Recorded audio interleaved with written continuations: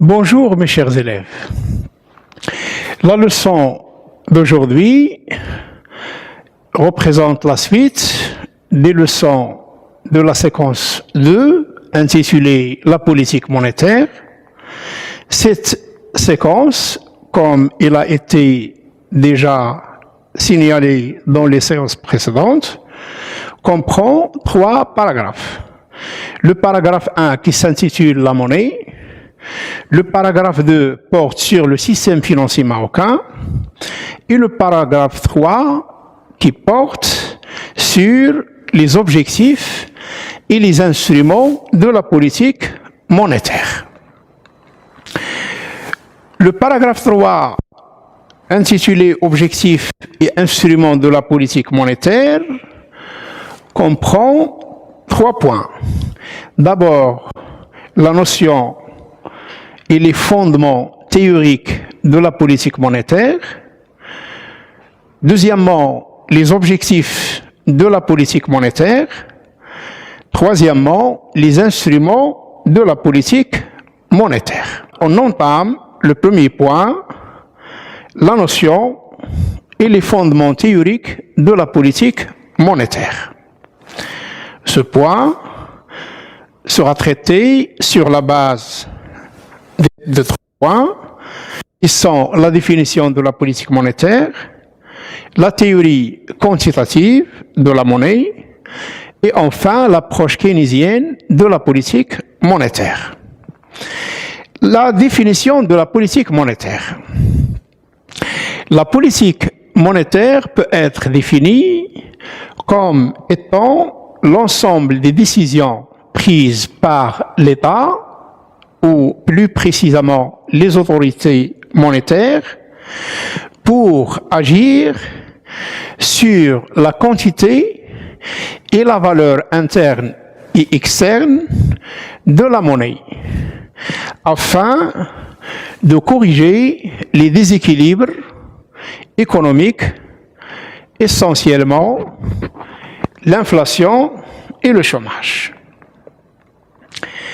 La politique monétaire consiste alors à fournir les liquidités nécessaires au bon fonctionnement et à la croissance de l'économie tout en veillant à la stabilité de la monnaie. La quantité de monnaie en circulation au sein d'une économie ne doit pas être trop faible, car il va entraîner une limitation de l'activité des agents économiques, à savoir la consommation, la production, l'investissement, etc. Il ne doit pas être trop forte, abondante, car il va la mise à la disposition des agents économiques un pouvoir d'achat qui va entraîner une augmentation de la demande et par la suite la hausse des prix, surtout si l'offre nationale est insuffisante pour faire face à l'augmentation de la demande. La théorie quantitative de la monnaie maintenant. La théorie quantitative de la monnaie stipule que toute augmentation de la masse monétaire au-delà des besoins de l'économie nationale risque d'entraîner la hausse des prix. La quantité de monnaie en circulation, la masse monétaire, l'agrégat M3, doit s'adapter aux échanges des biens et services afin d'éviter l'inflation.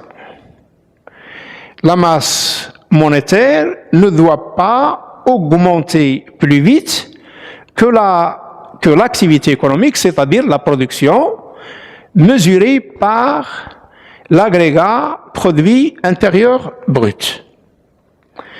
L'inflation selon la théorie quantitative est partout et toujours un phénomène monétaire. Expression de l'économiste américain Milton Friedman.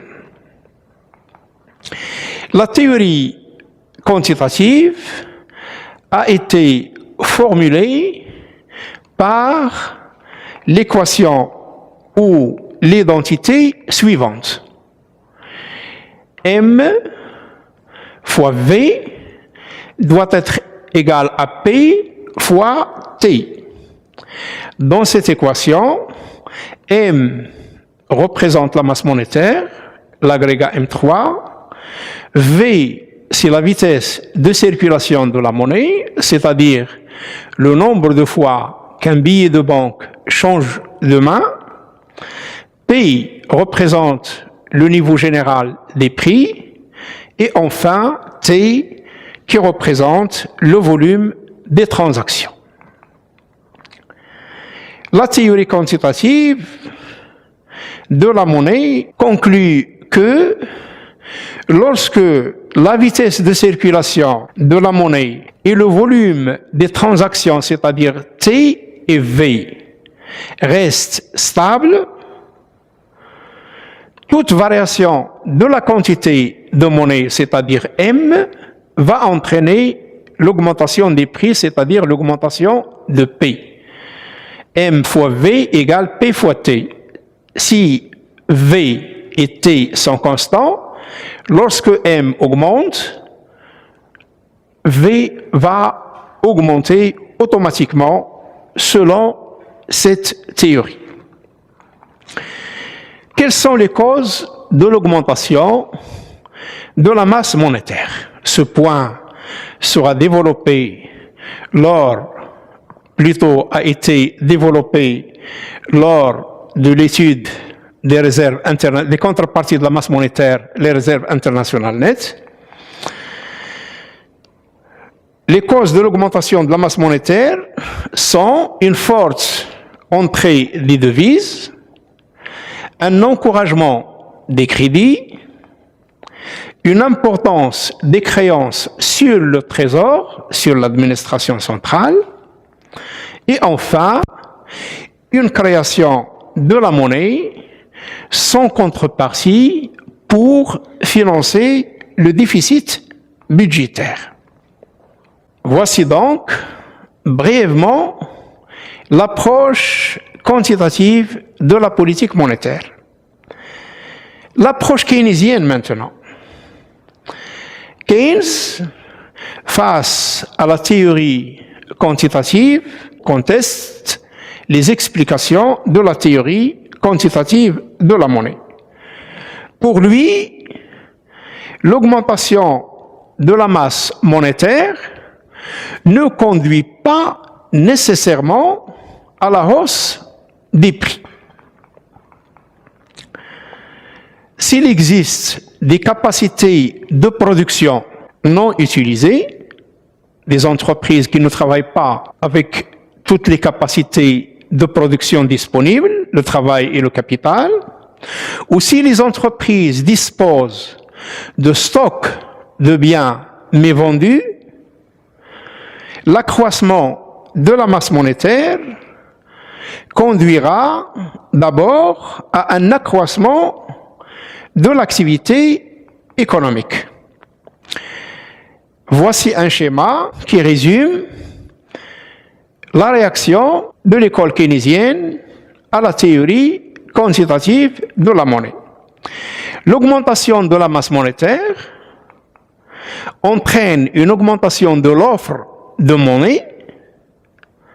Étant une marchandise, l'offre de monnaie, quand il augmente, va entraîner une baisse de son prix, qui est le taux d'intérêt. La baisse des taux d'intérêt entraîne une baisse des coûts des crédits accordés aux entreprises pour investir et aux ménages pour consommer. La baisse des coûts des crédits va entraîner l'encouragement des investissements d'une part et de la consommation de l'autre. L'augmentation de la consommation et de l'investissement entraîne une augmentation de la demande effective, moteur de l'activité économique. L'augmentation de cette demande effective ou anticipée par les chefs de l'entreprise va entraîner une relance de l'activité économique et une augmentation de l'emploi. Keynes doute de l'efficacité de la politique monétaire. Selon lui, la décision d'investir ne dépend pas uniquement des taux d'intérêt et par conséquent des charges financières supportées par les entreprises. Au contraire, la décision d'investir dépend du taux de la rentabilité. Ce taux, qui est égal au bénéfice escompté ou réalisé par l'investisseur, divisé par les capitaux investis. Lorsqu'il est exprimé en pourcentage, il faut le multiplier par 100. Les facteurs de la rentabilité des investissements peuvent être les suivants.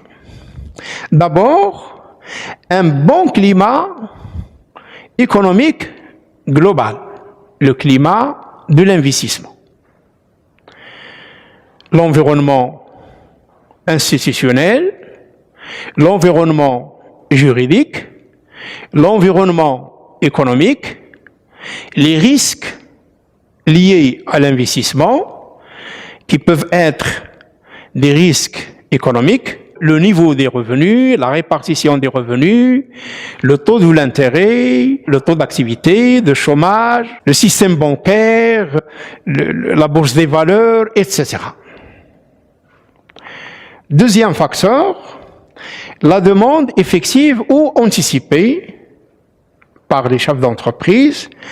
Et enfin, le coût des autres facteurs de production. Le coût des matières premières, en particulier l'énergie, le prix de l'énergie, les autres services de production, les impôts, les taux d'imposition, les charges de personnel, la technologie, le capital technique, etc., etc. On passe maintenant aux objectifs de la politique monétaire. Les objectifs de la politique monétaire sont ceux de la politique économique en général. Les objectifs résumés dans le cadre du carré magique de l'économiste Nicolas Kaldor. Ces objectifs sont la croissance du PIB, la réduction du taux de chômage, le plein emploi, la stabilité de la valeur interne de la monnaie afin d'éviter les tensions inflationnistes, et enfin l'équilibre des comptes externes, à savoir la balance commerciale, le compte des transactions courantes et globalement la balance des paiements. Toutefois, la politique monétaire ne peut pas agir directement sur ces objectifs. Pour atteindre les objectifs finaux de la politique monétaire, il est nécessaire de passer par la réalisation d'autres objectifs, appelés objectifs intermédiaires. Les objectifs intermédiaires représentent donc des objectifs par lesquels il faut réalisé dans une première étape afin de réaliser les objectifs finaux. Les objectifs de la politique monétaire peuvent donc être schématisés comme suit. Il y a les objectifs intermédiaires et les objectifs finaux. Les objectifs intermédiaires sont d'abord les objectifs quantitatifs. Ce sont les objectifs qui sont liés à la quantité de monnaie en circulation, c'est-à-dire la masse monétaire évaluée par l'agrégat M3, les objectifs de taux d'intérêt et les objectifs de taux de change.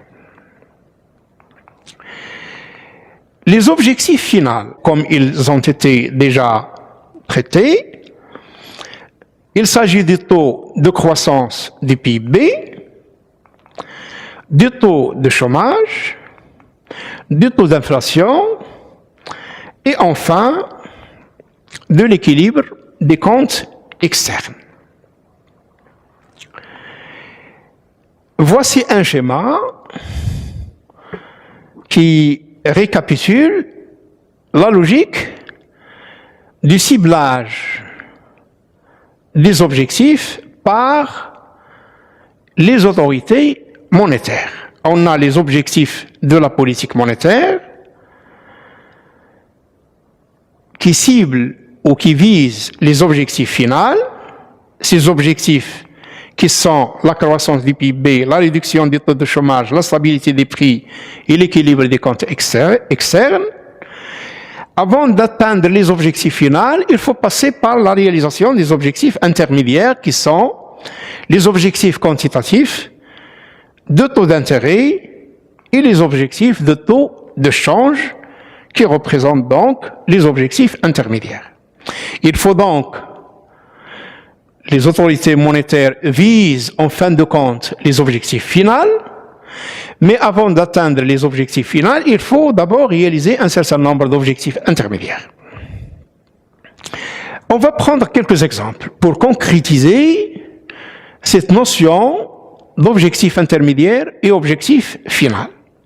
On a par exemple un taux d'inflation ciblé par les autorités monétaires qui est fixé à 2%. Je veux savoir, est-ce qu'il s'agit d'un objectif intermédiaire ou final? On a, deuxième objectif, le taux d'intérêt du marché interbancaire qui doit se situer entre 2,4% et 2,6% par exemple. On a ensuite l'objectif de croissance de l'agrégat M3. Les autorités monétaires se sont fixées un taux de croissance de l'agrégat M3 de 5%. Le taux de croissance du PIB visé par les autorités monétaires doit être de 4%. Tenant compte d'une année agricole moyenne, d'un prix du baril de pétrole, bien sûr, de X dollars, et d'un taux de change du dollar de X dirhams. L'objectif suivant, le taux de change du dirham doit osciller, doit varier dans une fourchette de plus ou moins 3% par rapport au cours central de change. Parmi les 5 objectifs, il faut maintenant déterminer ou préciser lesquels parmi ces objectifs représentent un objectif intermédiaire et lequel représente un objectif final. Le taux d'inflation ciblé par les autorités monétaires est un objectif final. Le taux de croissance du PIB est un objectif final. Le taux de croissance de l'agrégat M3 est un objectif quantitatif, donc un objectif intermédiaire. L'objectif du taux d'intérêt du marché interbancaire est un objectif de taux d'intérêt qui représente donc un objectif intermédiaire. Et enfin, le taux de change qui doit varier autour de plus ou moins 3% du cours par rapport au cours central de change représente un objectif de taux de change et donc il s'agit d'un objectif intermédiaire.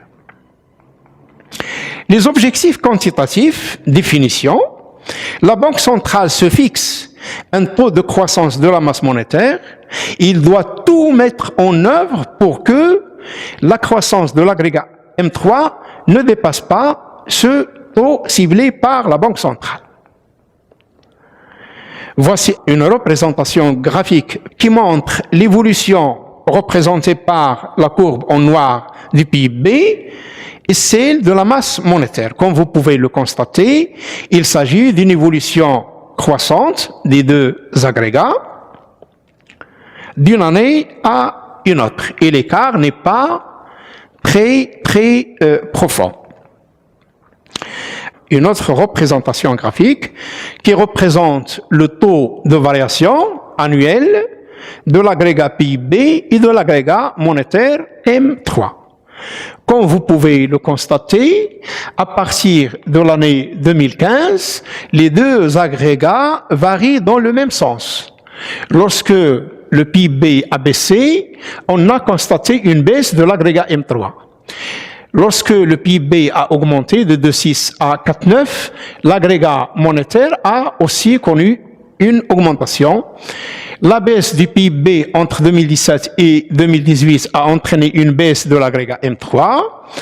Et enfin, entre 2018 et 2019, on a constaté une baisse des deux agrégats de 4,3 à 3,9 concernant l'évolution, la variation du PIB, et de 4,1 à 3,8 en ce qui concerne l'agrégat M3. Les objectifs de taux d'intérêt, la Banque centrale se fixe un taux d'intérêt qui va servir comme base à la fixation des taux d'intérêt sur le marché monétaire et oriente son intervention sur le marché monétaire. Les objectifs de taux de change, de la même manière, la Banque centrale fixe le cours central du dirham contre le dollar et l'euro et une bande de fluctuation de plus ou moins 5%, à l'intérieur de laquelle le cours du dirham doit varier sur le marché monétaire de change au Maroc. Les objectifs finaux maintenant, il s'agit des taux de croissance, la politique monétaire expansionniste ou accommodante pour relancer l'activité économique, pour atteindre un taux de croissance du PIB ciblé par les autorités monétaires. Le taux de chômage, la politique monétaire expansionniste ou accommodante peut aussi tout mettre en œuvre pour tenter de réduire le taux de chômage par l'augmentation de l'emploi. Le taux d'inflation, dans le but d'assurer la stabilité des prix, la banque arrête et met en œuvre les instruments de politique monétaire. Il intervient sur le marché monétaire pour réguler les liquidités en fonction des besoins de l'activité économique. Et enfin, l'équilibre de la balance des paiements. La Banque centrale intervient sur le marché de change pour corriger les déséquilibres de la balance commerciale, du compte des transactions courantes ou le compte des opérations financières, c'est-à-dire les déséquilibres qui peuvent avoir lieu au sein de la balance des paiements. La séance d'aujourd'hui prend fin. La capsule suivante va porter sur les instruments de la politique monétaire au Maroc. Je vous remercie pour votre attention et à la séance prochaine.